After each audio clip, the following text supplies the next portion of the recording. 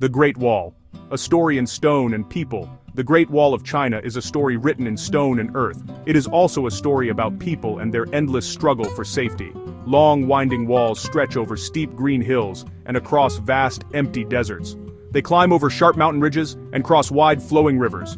From far away, it looks like a dragon's spine sleeping on the land. Up close, it reveals its secrets. Stones worn smooth by centuries of wind, bricks darkened by rain, steps hollowed by the feet of countless soldiers and travelers. One of the most ambitious building projects ever undertaken, a silent witness to history. This monumental wall tells a complex tale of conflict, ingenuity, hard labor, and enduring hope. There is no single Great Wall. It is a vast network, built in different eras by different dynasties. Lines in the dust, the first walls, and why they were built. The story begins long before China was a single unified empire. Over 2,000 years ago, the land was divided into many smaller warring states, Yan, Zhao, Qin, locked in conflict with each other, and nomadic tribes to the north. To protect farmlands, their cities, and their people from sudden raids, rulers built defensive barriers. These early walls were not the grand stone structures we imagine. They were practical lines drawn in dust, made of earth, rammed earth, tamped between wooden frames. These walls answered a specific threat: fast, unpredictable horsemen like the Xiongnu. They could strike deep, steal grain and livestock, and vanish. An earthen wall could slow a charge and force attackers to dismount. Watchtowers and signals, smoke by day, fire by night, alerted garrisons. Around 220 BCE, Qin Shi Huang unified the states and sought to secure the north. He ordered General Mengtan to connect and extend the walls into one system. The Great Wall was not built by magic or machines, it was built by millions of hands, a vast, diverse workforce drawn from every corner of society. The largest group were soldiers, defending while building. Construction was grueling duty between patrols and drills. Hundreds of thousands of peasants and farmers were conscripted. Men were forced from home for months or years to serve on the wall. Prisoners, criminals, disgraced officials, even scholars out of favor, were sent as punishment and exile. Soldiers, conscripts, convicts, organized into large teams under military engineers. The mobilization was unprecedented, a display of state power. They worked with simple tools, shovels, baskets, ropes, wooden wheelbarrows. They toiled under blistering summer heat and bone-chilling winter winds. Brutal terrain demanded hauling stone, earth and bricks up treacherous mountainsides. Food was basic, little more than grain rations.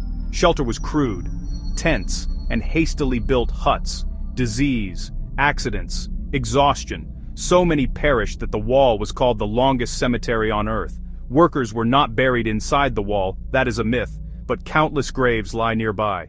It is both engineering genius and a memorial to immense human sacrifice. Earth, stone, bone, the engineering of an empire, a masterclass in adaptability and resourcefulness, evolving over centuries. Early Qin walls were made of rammed earth, hangtu, wooden frames filled with local soil, gravel and straw, pounded until hard as rock. Frames advanced and repeated, creating solid layered walls across deserts and low plains. Later dynasties added stone foundations and facings, especially in rocky regions. The Ming transformed the wall.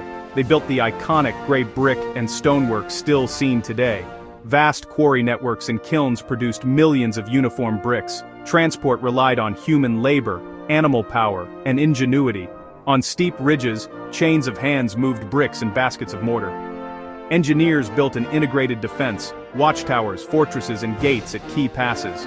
Towers served as barracks, depots, and signaling stations. Strategic passes like Shanhai and Jiayu controlled trade and troops. The wall hugged ridges low and rose tall across vulnerable valleys, proof of deep engineering insight, a living blueprint written across the land. Life on the Great Wall was a blend of monotonous routine and the constant looming threat of sudden violence. Garrison soldiers manned watchtowers and fortresses along its length. Daily existence ran on strict military discipline. From sunrise to sunset, sentries watched the northern horizon for the telltale dust of approaching riders. Lonely, tedious, and relentless. In all weather, signals were the wall's nervous system. Smoke by day, fire by night. The number of columns signaled the size of the threat. Messages raced hundreds of miles in hours, tower to tower. Commanders could mobilize reinforcements and warn settlements early. Tower life was Spartan, grain, water, weapons, bows, arrows, stones. Diets were simple: millet, rice, pickled vegetables. Supplies came from forts, but remote garrisons hunted and gardened. A borderland society grew. Families, farms, and traders using fortified gates. Tolls funded upkeep. Life thrived in the wall's shadow.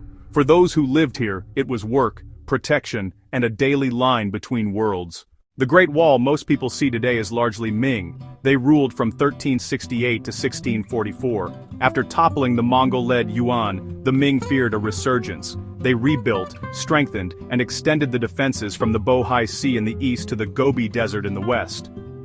The Ming Wall was the pinnacle. Wide ramparts, crenellated battlements, fortified passes. But the wall's fate followed dynasties. In 1644, the Ming fell to internal rebellion and betrayal. A general opened Shanhai Pass, and the Manchu swept in to found the Qing. The new rulers came from north of the wall. It lost its dividing purpose. Abandoned, it began a long decline. Rammed earth sections washed into low mounds. Roots pried masonry apart. Locals repurposed bricks and stones for homes, pens, and roads. For centuries, vast stretches crumbled, faded glory on the horizon. Travelers wrote of melancholy ruins until the 20th century revived its meaning. National pride spurred preservation, turning relics into renowned sites. The Great Wall has captured the human imagination, spawning myths, legends, and meanings. The famous claim that it is visible from the moon is not true. Even from low Earth orbit, it blends into the terrain, yet the myth reflects a deeper truth: its superhuman scale. Another legend tells of Meng Jiangnu, whose husband died building the wall. She journeyed to bring him winter clothes, only to find he was gone. Her grief was said to topple stones and reveal his bones. The tale became a symbol of the people suffering behind imperial glory. Poets wrote of lonely sentries and families far to the south, the frontier as exile and hardship, a stone dragon that consumed lives. North of the wall, the sand is yellow. South of the wall, the fields are green. Today its meaning shifts again. It stands as a symbol of China, its long history, vast scale, enduring spirit, a bucket list destination and a tangible link to the past. Climbing it is a personal challenge and a connection to epic history. No longer just a fortification, but a cultural icon and source of pride, a monument to human ambition. Today, the Great Wall is one of the world's most cherished and visited landmarks. Many parts remain wild and ruined, while others have been carefully restored. Badaling, Mudianyu, Jinshanling. Millions visit each year, school children and international traveler. Walking. Watanzaardream, Watkins. The Bat Sainsola, Wapin battlements where Ming soldiers stood guard. They climb the towers and gaze over rolling hills, touching the past. A global stage for cultural exchange and a classroom for history. Preservation is constant and complex.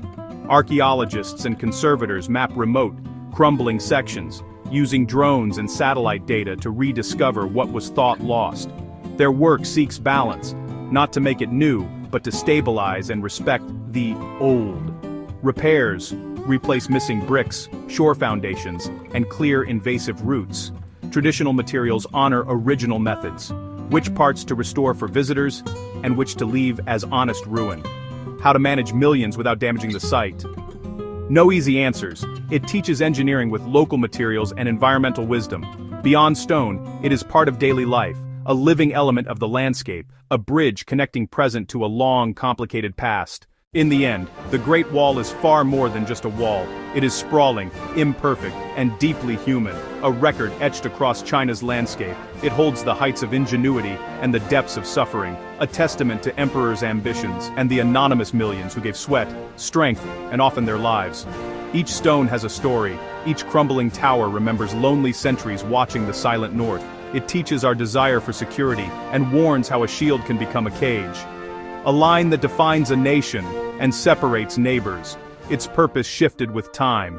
Defense, conduit, exile, pride. A chronicle of human effort, written by countless hands.